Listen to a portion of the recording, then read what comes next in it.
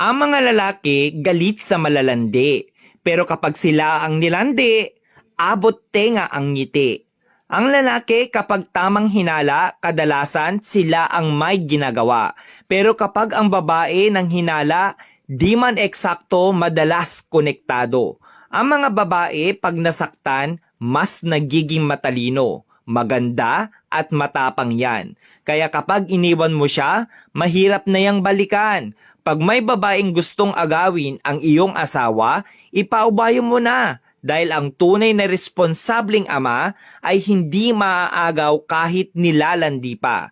Kaya tatanungin kita, kung ibabalik ka sa buhay single at kung mag-aasawa kang muli, asawa mo pa rin ba ang pipiliin mo? Tandaan mo, wala naman talagang pinanganak na manloloko. Di lang talaga na itanim sa pag-iisip nila ang tunay na kahulugan ng